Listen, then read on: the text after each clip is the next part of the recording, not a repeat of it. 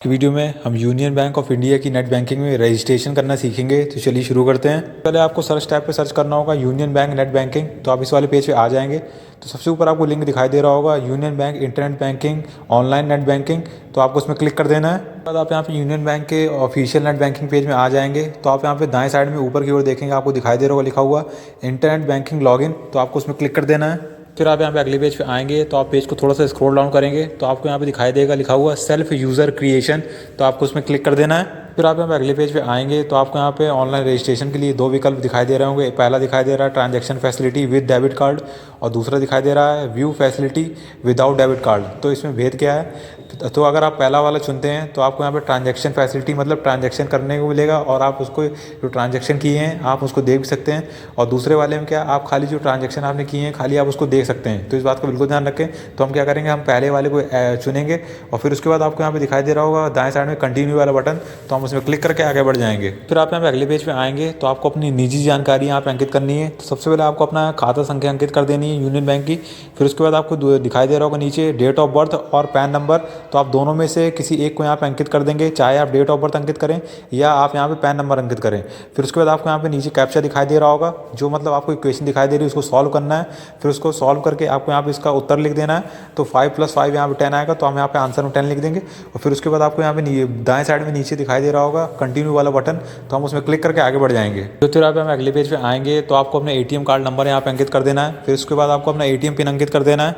फिर उसके बाद आपको यहाँ पे फैसिलिटी टाइप दिखाई दे रहा होगा व्यू एंड ट्रांजेक्शन और दूसरा दिखाई दे रहा होगा व्यू ओनली। तो हम पहला वाला विकल्प चुन लेंगे इसमें व्यू एंड ट्रांजेक्शन। और फिर उसके बाद आपको यहाँ पे दिखाई दे रहा होगा आई अंडरस्टैंड एंड एग्री, जो आपका टर्म एंड कंडीशन है। तो आप उसमें भी टिक कर देंगे। फिर उसके बाद आपको यहाँ पे दाएं साइड में कंटिन्यू वाली बटन पे क्लिक करके आगे बढ़ जाना है। तो आपके रजिस्टर्ड मोबाइल नंबर पे एक OTP आएगा। तो आपको OTP को यहाँ पे अंकित करके दाएं साइड में कंटिन्यू वाली बटन दिखाई दे रही है। तो आपको उसमें क्लिक करके आगे बढ़ जाना है। तो आप यहाँ पे अगले पेज पे आएंगे तो आपको अपना पासवर्ड बनाना है। तो सबसे पहले आपको यहाँ पे अपना साइन इन पासवर्ड बनाना है, जो आपका लॉगिन पासवर्ड होगा।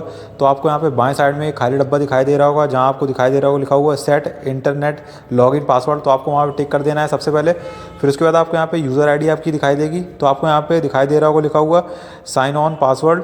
तो आपको यहाँ पे पासवर्ड जो बनाना है उसको आपके ऊपर टर्म एंड कंडीशन दे रखी होगी, तो आप उसको पढ़ लेंगे। तो आपका जो पासवर्ड होगा उसमें आपको यहाँ पे डिजिट, लेटर और यहाँ पे स्पेशल कैरेक्टर का इस्तेमाल करना है। और उसके बाद आपको यहाँ पे जो पासवर्ड होगा उसमें स्पेस नहीं रखना है, इस बात का बिल्कुल ध्यान रखें।